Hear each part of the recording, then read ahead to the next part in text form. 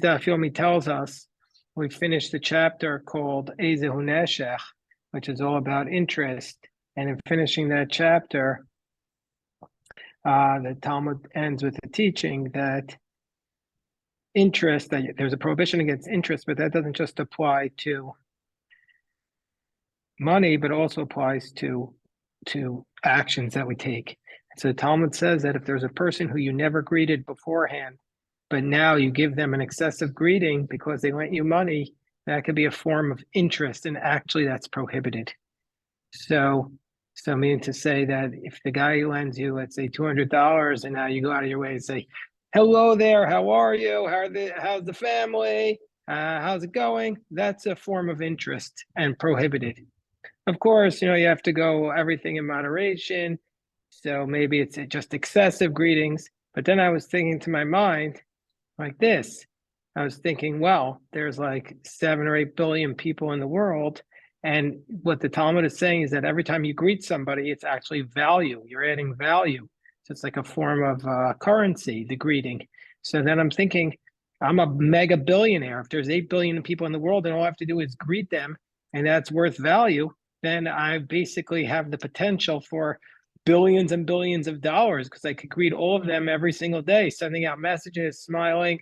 And so then I'm thinking, okay, I'm basically worth billions and billions and billions of dollars, but everything in moderation. So we go to the end of the parsha, and the parsha says that there was a very strange incident at the end of the parsha, that there was a man who was the son of an Egyptian, but his mother was Jewish. And he went out into the camp amongst the Israelites. And it says he didn't really feel his place in the camp. He didn't know where to put his tent. Rashi tells us that why did he go out? He kind of felt excluded from the camp. Rashi says, Vayetze ben Isha Yisraelis, this man who was the son of an Israelite woman, where did he go out from? Rashi tells us, Me'ulamo yatsa, he went out of his world. Basically, he committed a sin for which he was going to die. And Rabbi Brachya said he went out from the previous passage, which he was making fun, because it says that in the previous passage that you're supposed to set up bread for Shabbos 1 week in advance. And you're supposed to serve basically to the Kohanim 1 week old bread. And he was making fun of them. But then there was a third approach that says that he left the court of Moshe. It's probably the most famous of all the approaches, that because his father was not Jewish and his mother was Jewish, he didn't know where to put his tent, because everybody placed their tent according to the tribe that they were in. But since his father was not Jewish, he didn't have a specific tribe because the tribes followed the father. So he didn't know where to put his tent. So he came and he put his tent where his mother's family was, from the tribe of Dan. And we know who Dan is. Dan was the last one. They were the weakest of all the tribes. So he wanted to go to the worst of the worst. And he said, "Let me put my tent with you." So they said to him, "You're not from the tribe of Dan. Your father is not from the tribe of Dan." So they said, "It's time for you to leave." And so he took them to Moshe Rabbeinu's court. So they go to Moshe Rabbeinu's court. He says, "I want to live here. I want to put my tent with them." And they say, "No, he's not allowed." And Moshe Rabbeinu ruled against him. So he comes out and he stands up and he cursed Hashem. So that's why he cursed God. But the rabbis tell us even more. Who was the Egyptian? He was the son of an Egyptian. Why was he an Egyptian? Why was his father an Egyptian? Who was his father? Rashi tells us who his father was. His father was the man who Moshe Rabbeinu killed back in Exodus. When he saw an Egyptian striking an Israelite man, Moshe Rabbeinu saw him and struck him down and killed him. And how did Moshe Rabbeinu kill him? Moshe killed him using the name of God. That's what Rashi says there. So now Moshe Rabbeinu had killed his father using the name of God, and now Moshe rules against him because this man, and causes this man to curse using the name of God. The whole story is coming full circle. And it says that the name of his mother, the Torah says, The Shem Imo Shlomit Bat Divri L'Matei. The name of his mother was Shlomit. Shlomit, the daughter of Divri from the tribe of Dan. So why was she called Shlomit? Rashi says, Dahavat Pat Bata. She would always be like, this is an onomatopoeia, pit, pit, pit, pit, pit, pit. She was chattering. She was always saying, Shalom Alach, peace upon you. So remember, I said that you could get, you're worth billions of dollars just for giving people greetings, but there's a downside also. If you give too many people greetings, you put yourself too much out there, then she was shoelet b'shlom hakol. His mother was asking the welfare after everybody, but it was not appropriate for her to be out there. Certainly in those days, people weren't that forward. So especially the women.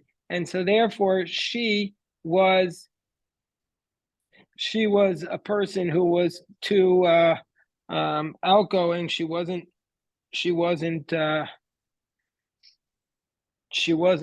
modest enough. And so therefore she was given this name Shilomit, and her son ended up being the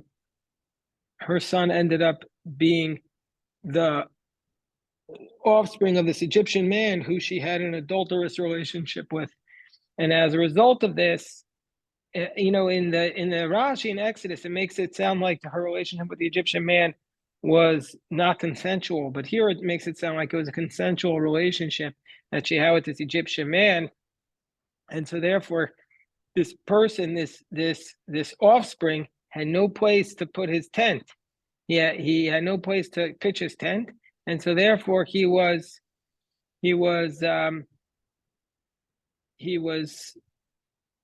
bitter and excluded, and so he ended up cursing God.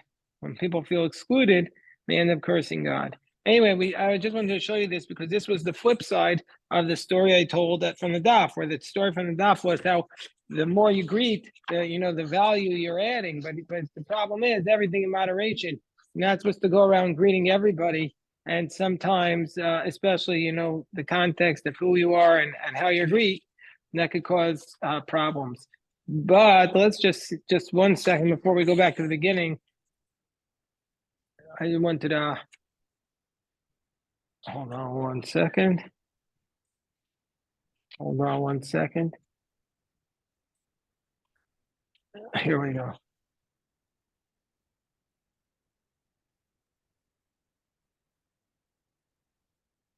Okay, just wanted to share on it.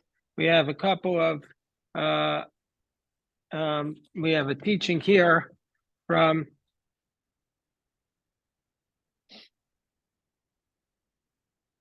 that I want to share on it from Rabbi Yoshaya Mushkat Mitrag. And he's bothered by the following, because it says in chapter 24, verse 23, it says that Moshe told the children of Israel, and they took him outside the camp, and they threw a stone against him. Vayirgamu oto aven. They threw a stone against him. However, by the person who was gathering wood, the Mekoshesh Eitzim, the one who gathered wood, it says there that they gathered him, they took him out, and they stoned him. And there it says they threw stones in the plural. So why about this person is it saying the singular that they threw a stone against him, but by the one who was sentenced to death for gathering the wood, it says that they threw stones in the plural. So this is the answer of Rabbi Yeshaya Mushkat from Prague, and he says as follows. He says, does everybody remember the story of the one who was Mekoshesh Eitzim? There was a man who went out on Shabbos, and he was Mekoshesh Eitzim. He gathered wood. What exactly is the problem with gathering wood? Talmud suggests several possibilities. Either it was carrying on Shabbos, or maybe the gathering was a prohibition. So anyway, the point is he violated the Shabbos, so he was stoned. So why there does it say they threw multiple stones, whereas in this case it says that they threw one stone? And the two stories are also similar. In both cases, they put the man in a holding pattern, in a holding cell, until Moshe Rabbeinu spoke to God and God told him what to do. So the reason is that the Mekoshesh, the one who collected the wood, according to the Talmud, there's an approach that says he was righteous. That basically he said, I won't accept upon myself the most severe punishment so everybody could learn from me. So I'll be the example so everyone can learn from me not to violate the Shabbos. And so therefore, they threw a lot of stones upon him.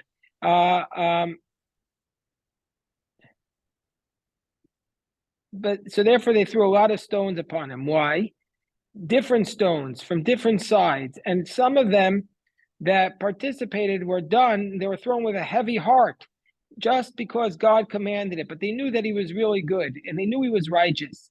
And therefore, those stones were different than the stones that were thrown upon him where they didn't know he was righteous. So they threw different types of stones. Some stones were from people who threw them with a heavy heart because they recognized his righteous. And some stones were thrown by people who thought he was wicked. Stones in the plural. But here by the Mikalel, by the one who cursed God, this person was a wicked, according to everybody. And so therefore all the stones were thrown with the same intent. This to me is also problematic because where's the sympathy? I've always had a hard time with this person being executed. Where's the sympathy for this man who he was excluded. He was isolated from the camp. Why don't we have any mercy upon him? But there's no excuse to curse God, even if you feel like he was excluded. In this context, there's another place where it states that you have to be cruel and harsh and you can't show any mercy, and that's by the Ir Anidachat. Who's the Ir Anidachat? The Ir Anidachat is the city which worships idolatry, and as a result of that, the whole city is supposed to be destroyed. And it says there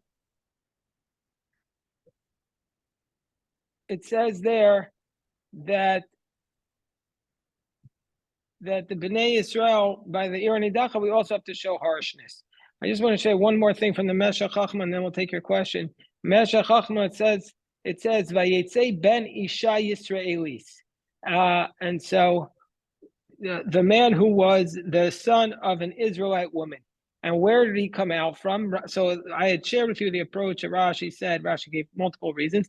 The first reason Rashi said was that he just read the previous passage and he was disgusted by it. He was making fun of the fact that the previous passage says that there was going to be lechem upon him, and the Kohanim are going to eat bread that's 9 days old. And so he was cursing that, and he was making fun of it. He was cynical. And the way of a cynical person is, what does a cynical person do? A cynical person spreads his poison amongst the people. And so, however, the Torah here is telling us that in this case, this cynical man did not leave an impact. He did not leave an imprint.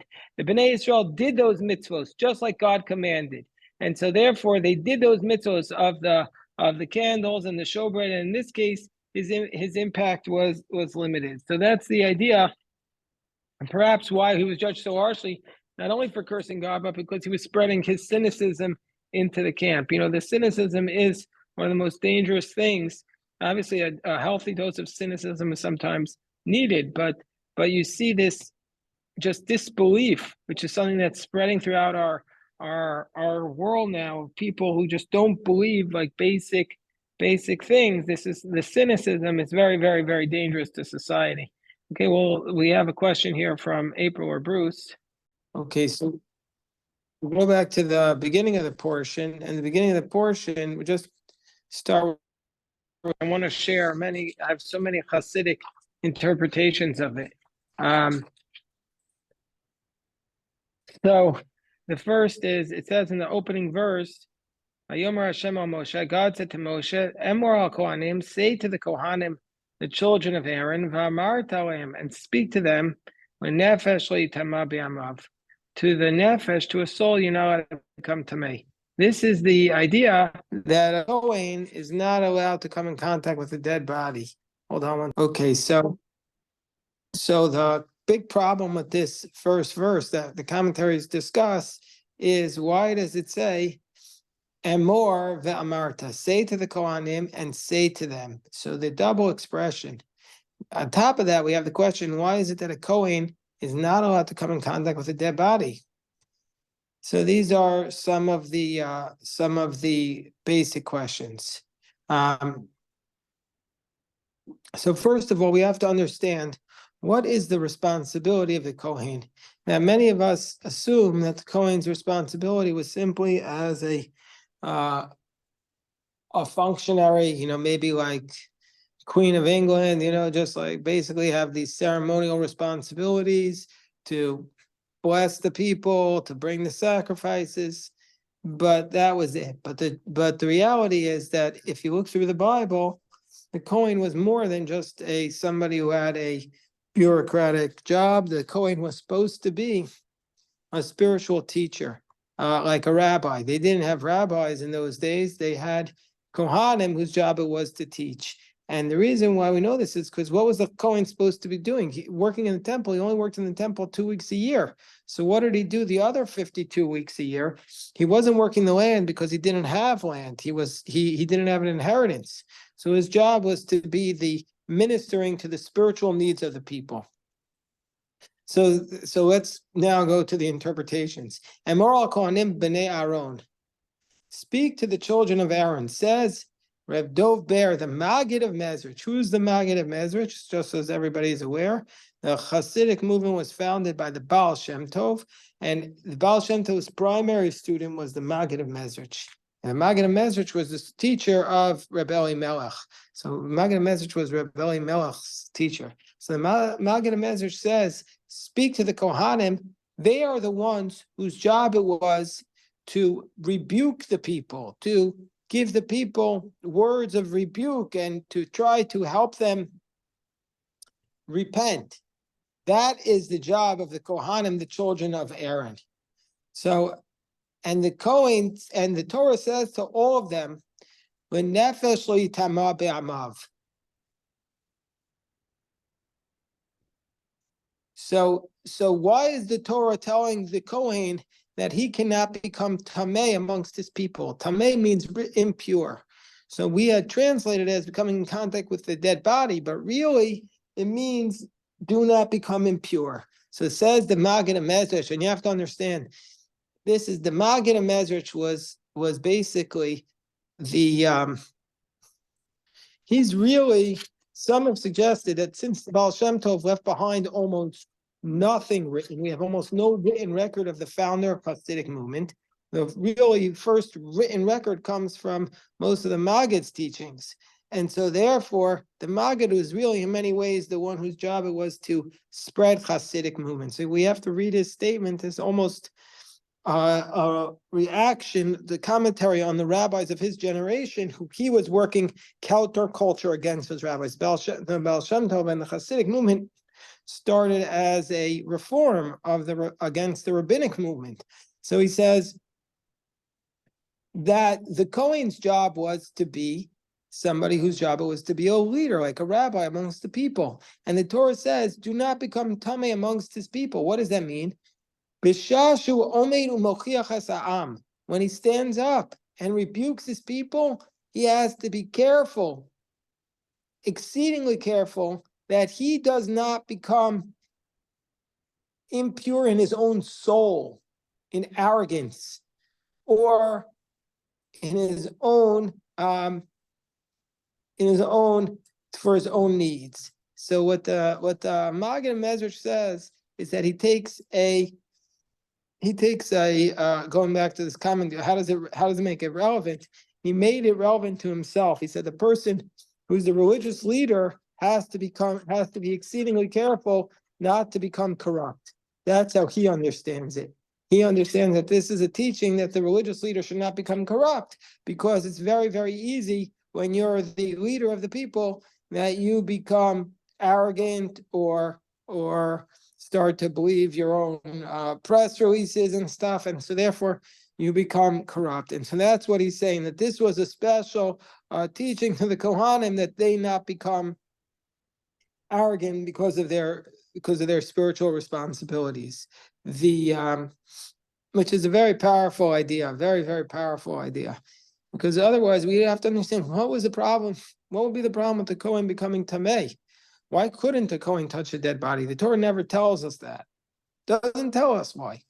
So we have to speculate. So the Maggid Medrash's answer is that it's meant symbolically. Of course, also meant literally, but he said it's meant to teach us the symbolic lesson that the Kohen not become spiritually arrogant.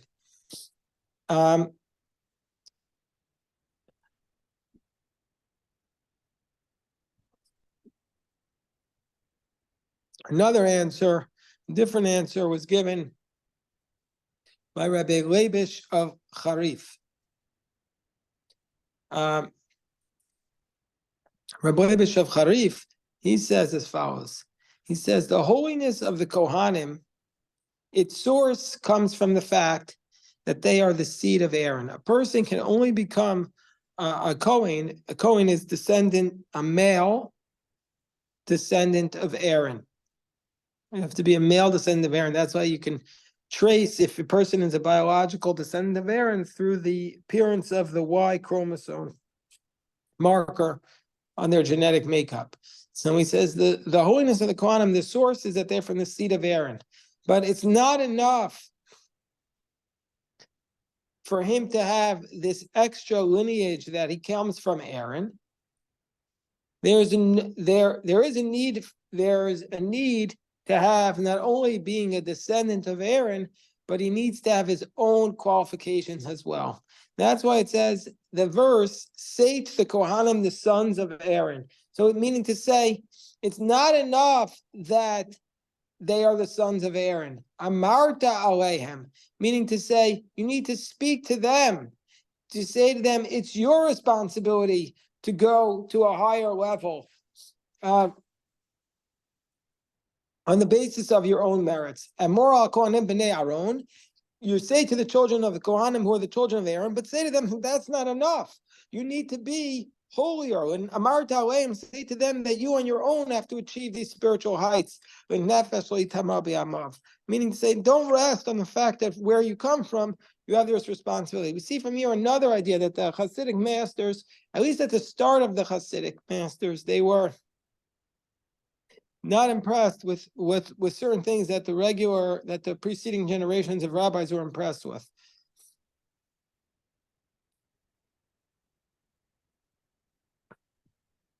Okay, the next idea comes from the Sefer Devash V'Cholav. The Sefer Devash V'Cholav. So,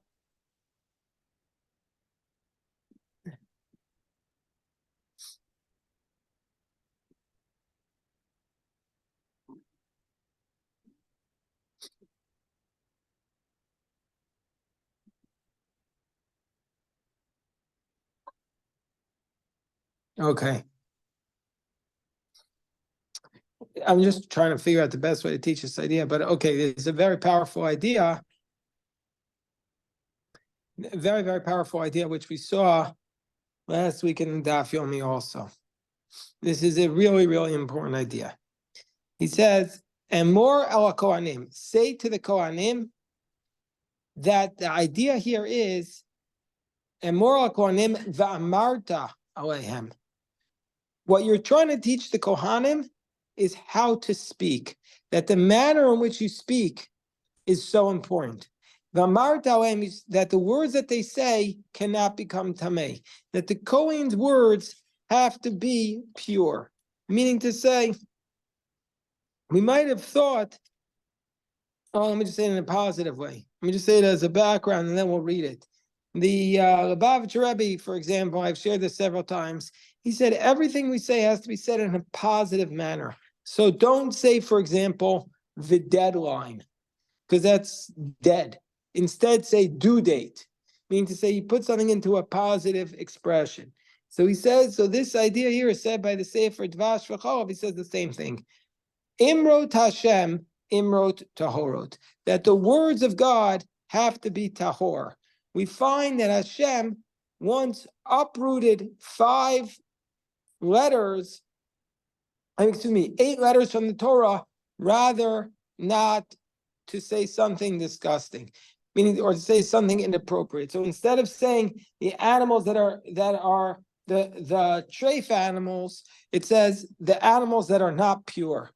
So this is to say that God said it in a roundabout way because God wanted to speak to us in pure language. So therefore, so when we look closely, we see that this whole passage, this is what the Sefer Dvash says, this whole passage is said using elliptical language. It's said in the third person. To a soul, he shall, amongst his people, he should not become tamei. And then if there will be a Kohen who has a broken hand or broken foot, the Kohen who will have a blemish. So we see from here the basic idea that a person should not speak to his curse to his friend directly, but he should say it in a hidden manner. Meaning to say, also, if we read a verse which has a curse, you should put it in a hidden manner. You should obscure it. So he cites an example from Psalms, and so therefore in this passage, which talks about the death of somebody or the blemishes, Torah doesn't say it directly. But when we get to the holiness, then the verse says, Ki kadosh ani Hashem mekadesh lem, moadei Hashem asher tikru. They are said directly in the second person straight to them. And so he's basically saying this idea. We saw this actually in the Daf Yomi last week, because we saw this idea that if a person has a bad dream, you shouldn't talk about it. You shouldn't mention it, because it's like you're speaking something into existence. The way we speak has to be done. All of our words have to be positive. This actually goes back to an earlier point we said about the cynicism. When we speak in positive language, it leads to more positivism, more positive energy. But when we speak in the negative, it's going to, God forbid, lead to negative energy. So each of us has the ability to be part of the positive force energies in the world by always speaking in a positive language. Okay, I'm going to pause for a moment, and we're going to hear a very positive comment coming right here. So, of course, we have the question. So let's go back to the Midrash. The Midrash says that Hashem took out 8 letters rather than saying anything disgusting. This comes from the fact that it says that you're allowed to, you take from the animals that are tahor umina behima asher inena Torah, and from the animals that are not tahor, instead of saying the animals that are tamei. So that proves that God speaks in a positive way. But the question is, many times throughout the Torah, we see the word tamei, tameim. Why did the Torah sometimes use these harsh words, tamei? The Torah uses them many times, just this one instance. So, and that's kind of like what Bruce is asking. We know that sometimes the Torah does speak in a very harsh, negative manner. So the Maggid of Dubno explains by a parable. Okay, it's a parable. It's called a mashal, the parable. So this is from, they found this after. Okay, so what's the parable? In the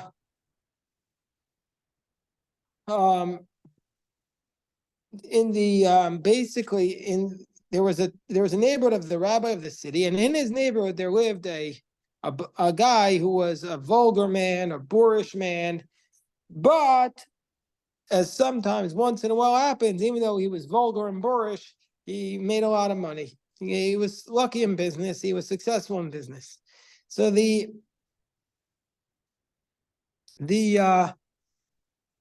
people of his city gave him the nickname Zinbil Megusham. That was what they gave him. One time, a person came to the rabbi and they asked him, "Where is Zinvil?" He says, so the rabbi's secretary said to him, "Why are you calling him? Are you intending?" So he came in and he said, "Where is?" He didn't just say Zingvol. He says, "Where is Reb Zinvol?" He gave him an honorific of a rabbi. He says, "Where is Reb Zinvol?" So the attendant of the Rebbe was shocked. He said, "Maybe you mean Zinvol, the Megusham, the disgusting one. He's living across from us." So when the rabbi heard this, he rebuked his attendant. That he called him that he called this guy Zinvol Magusha. Zinbol or Magusha. He says, not appropriate that you called him by that nickname, like by that band name. A few days later, a matchmaker came to the Rebbe and he said that Zinvol sent him to the Rebbe that Zinvol sent him to the Rebbe to make a shidduch with the Rebbe, to take the Rebbe's only son, and for the Rebbe's only son to marry Zinvol's daughter. So the rabbi got very upset at the shadchan, at the matchmaker. He says, what kind of chutzpah is this? That you're trying to give me a match, my son with Zinbol's daughter? That I'm going to get married to Zinbol Magusham, this disgusting Zinbol? You want me to marry my son to Zinbol Magusham? He's going to be my mechotin? He kicked out the shadchan. Wow. So afterwards, so now you follow the story. So when his attendant then called him Zinbol Magusham, the rabbi got upset. But then when the shadchan tried to make a match, that he would marry his son would marry Zinbol's daughter, and the rabbi said, "You dare marry my son to Zinbol Mechusham's daughter? No good." So afterwards, the attendant asked the Rebbe, "Can the Rebbe please explain to me when I called him Zinbol Megusham, you got upset at me, but in the end, that's what you're also calling him. What's the difference?" So the Rebbe answered,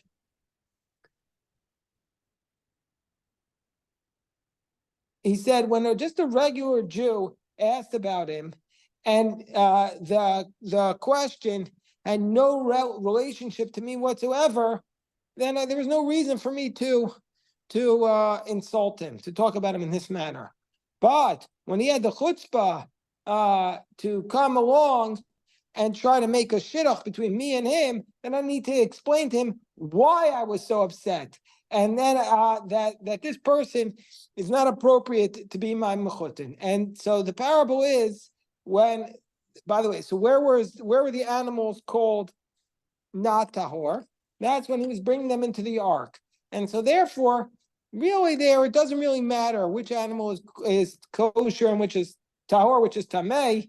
And so therefore, since it doesn't really matter, the Torah says the animals that are tahor and the ones that are not tahor. But when we're trying to prevent a person from eating non-kosher food, so therefore it says we need to emphasize that they're disgusting. You can't eat these animals because it's disgusting to eat such an animal. It's an abomination. So therefore called it tameh. That's the mashal of the Dumna Magid. Do everybody follow that, or do I need to repeat it again? What do you want? You think I should repeat it, or you got it? Hold on. You got it. Okay. So now, I hope that answered Bruce's question.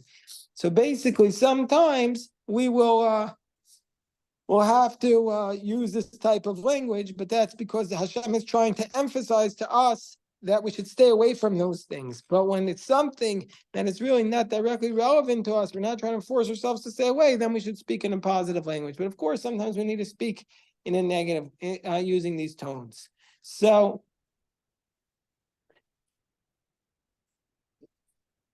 okay. Now we go to the commentary on the first Rashi. We have some beautiful ideas here from the Drash V'Iyun. Who's the Drash V'Iyun? The Drash for the V'Iyun is the Raisha Rav. Any of you know Nat Lewin? He's his grandfather. He was a rabbi in Ukraine, in Lvov. When I went to meet with when I went to Lviv, and I met with the guy who was the mayor there, I brought a letter from that to try to get the street named after the Raisha Rav. Anyway, it's a whole story about the Raisha Rav, and you should really check it out. But anyway, what does the Raisha Rav say about Emor al Kohanim B'nei Aaron? So it says in the Midrash, this teaches us that Hashem showed Moshe each generation's judges, and each generation's wicked people, and each generation's robbers. So it seems to be, it means it's a strange midrash. So what's going on here? Why did Hashem have to show Moshe all the robbers and the violent people in every generation? What's going on?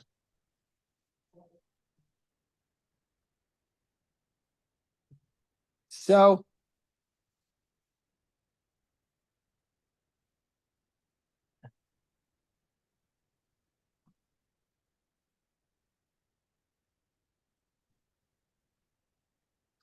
basically, this is what he says. This is what the Reish Rav said.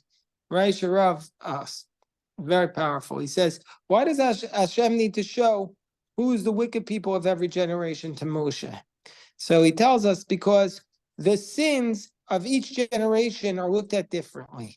In the previous generation, if something was called theft or murder, by the way, he's writing over 100 years ago, or maybe a little bit less. He says the sins of the previous generation, which are called theft and murder and violence, in another generation, they're called freedom fighters. That's what basically his idea is. This is just like straight out from 100 years ago. We have the same story over again. What in the previous generation was called falsehood, lies, in this generation are called the struggle for ideas. And that's basically exactly what we have going on in our world today. And so therefore, Hashem needed to show Moshe that the robbers and the violent people of each generation to say, this is, so you could see the nature of each generation. Okay, so now we're up to the next idea from the parasha. The next idea is it says, Emor Kohanim b'nei Aaron, that you're not allowed to come tamei, but who can the Kohen become tamei for? He can come tamei for the ki'im she'iro, akarov v'elav, only for those who are his relatives is he able to become tamei. Ki'im she'iro, akarov v'elav, imo aviv of no bitol achiv. For his mother, his father, his son, his daughter, his brother, for those he can become tamei. So the she'iro is a reference to his wife, Rashi says. So this is what the Shem Mishmuel says in the name of his father, the author of the Avnei Nezer. The Shem Mishmuel is the Sakachover Rebbe. And then we have some beautiful comments here. So what does the Shakachover Rebbe say? He says as follows. Ha'inyan shekoin hedjot mitame lekrovim mash enkin nazir. So basically, this is the idea. There's a big difference. There's two types of people who are not allowed to go to a funeral. Who are the two types of people who can't? There's a Kohen and there's a Nazir. A Kohen is the priest. He came from the male descendants of Aaron. Excuse me. And then there's a Nazir.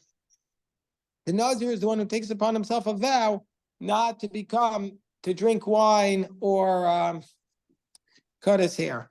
Now, neither one is allowed to come in contact with the dead, but the difference is, the Shem Mishmuel points out, that the Kohen is allowed to go and become Tameh for his 7 closest relatives, whereas the Nazir is not allowed to. So that's a big difference. The Kohen can become Tameh for his 7 closest relatives, but the Nazir is not allowed to do that. So the question is, why? Why can the Kohen become Tameh for the 7 closest relatives, but not the Nazir? So the Shem Mishmuel gives the following answer. And his answer is that the holiness of the Kohen is a holiness of family, meaning to say his holiness comes from who he is, meaning to say from his descent, the fact that he descended from his father, and his father was in a proper union with his mother. And so therefore, for this reason, he is able to become Tameh. Because they are the ones who gave him his holiness. And so therefore, just like he receives his holiness from them, so too he becomes Tameh from them. But the Nazir, his holiness is an individual holiness, a private holiness. And so therefore, since it's an individual holiness and a private holiness, it is not connected to his family. And so therefore he can't become Tameh. for even his relatives, and so too the Kohen Gadol. His holiness is not a holiness that comes from the fact of his family. His holiness is the fact that he is elevated above everybody else. And so therefore, for this reason, he's also not allowed to become tamei to anyone from his family.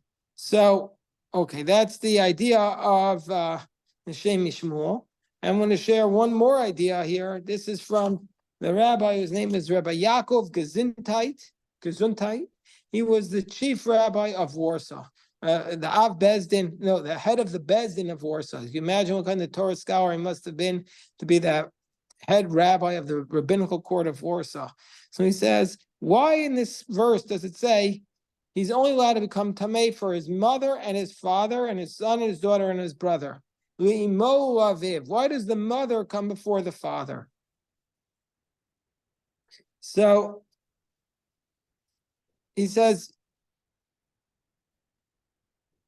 here it says the mother, he's allowed to become tamei for his mother before his father. But later on in the verse, in verse 11, it says that the Kohen Gadol, he cannot become tamei for his father and his mother. There it's reversed. And so therefore,